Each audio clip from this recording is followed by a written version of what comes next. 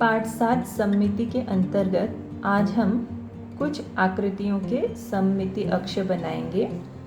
सममिति अक्ष अर्थात ऐसी रेखाएं जो किसी आकृति को बराबर दो भागों में विभाजित कर दे। तो यहाँ पर अंग्रेजी का ए अक्षर दिया है। तो ए अक्षर में हम इस तरह से ये जो रेखा है,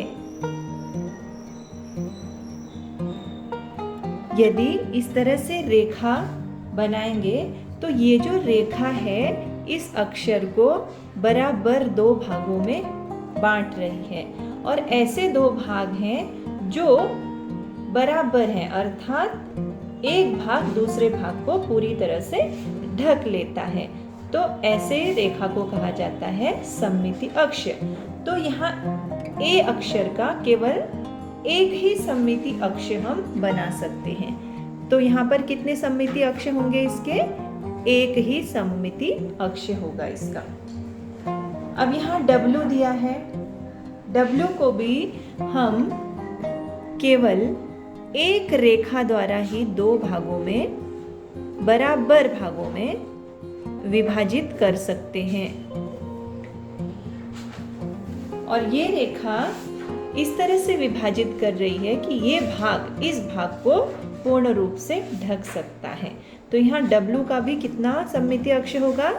एक ही सममिति अक्ष होगा। अब आगे है I। I को हम इस तरह से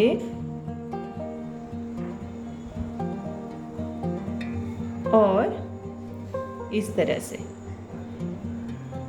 दोनों प्रकार से हम दो भागों में विभक्त कर सकते हैं और दोनों भाग एक दूसरे को दोनों प्रकार से यदि हम देखेंगे तो दोनों भाग दोनों प्रकार से एक दूसरे को ढक लेंगे।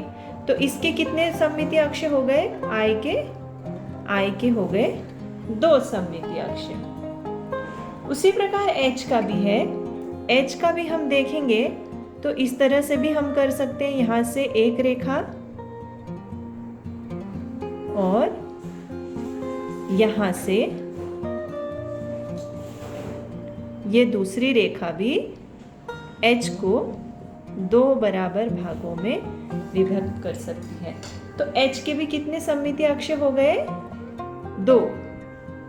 अब है यहाँ पर X। X को भी हम दो प्रकार से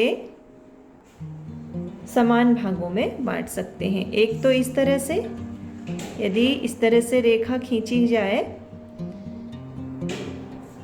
तो X बराबर दो भागों में विभक्त हो जाएगा। उसी प्रकार से इस तरह से रेखा खींचने पर भी ये बराबर दो भागों में विभक्त हो जाएगा। तो इसके कितने सममिति अक्ष हैं? दो। ये जो रेखाएं हैं वे हैं सममिति अक्ष, यानी I के, H के और X के दो सममिति अक्ष हैं। अब यहाँ पर कुछ आकृतियां बनाई है। हम देखते हैं कि इनके कितने सममिति अक्ष हो सकते हैं। इस तरह से यदि इस आकृति को काट देंगे इस रेखा के द्वारा तो एक सममिति अक्ष हो गया, एक भाग ये हो गया और दूसरा भाग ये हो गया, दोनों बराबर हैं। और उसी तरह से इस तरह से भी हम इस आकृति को दो समान भागों में बांट सकते हैं इस रेखा के द्वारा भी। यानी कि इस आकृति के भी कितने सममिति अक्ष हो सकते हैं? दो सममिति अक्ष। इसके भी हो गए दो सममिति अक्ष। अब यह है त्रिभुज। त्रिभुज को हम इस तरह से भी दिखा सकते हैं और इस तरह से भी काट सकते हैं। मतलब उसको हम त्रिभुज को तीन प्रकार से हम दिखा सकते हैं, 3 सममितीय अक्ष त्रिभुज के दिखा सकते हैं। और उसके बाद ये हो गया,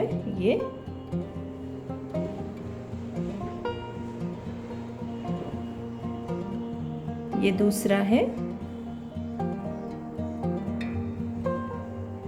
समान भाग होने चाहिए, इसीलिए काटते समय ध्यान रखना है। इस तरह से यहाँ पर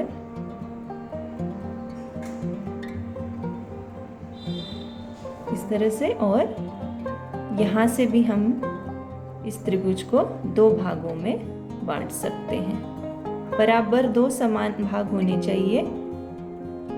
अब यहाँ पर त्रिभुज के कितने सममितीय अक्ष हो गए? 3 सममितीय अक्ष हो गए त्रिभुज के। 3 रेखाएं, 3 प्रकार से यदि हम इस तरह से त्रिभुज को काट सकते हैं तो त्रिभुज के कितने सममितीय अक्ष हो गए? 3 हो गए। अब ये आकृति दी है, इस आकृति को केवल हम इस तरह से यदि ये रेखा खींचे तो केवल एक ही रेखा इसको समान भागों में बांट सकती है, जो हूबहू है। दोनों भाग एक दूसरे के हूबहू यानी कि समान हैं। अब यहाँ एक और आकृति दी है, इस आकृति को हम इस तरह से काट सकते हैं।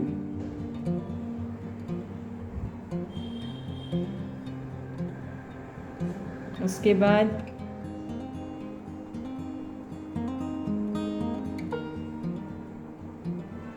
इस तरह से भी हम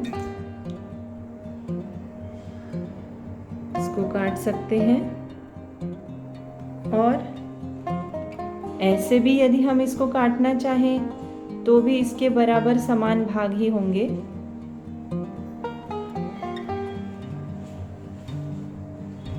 चाहे ऐसे काटेंगे तो भी हमको 2 समान भाग इसके मिलेंगे।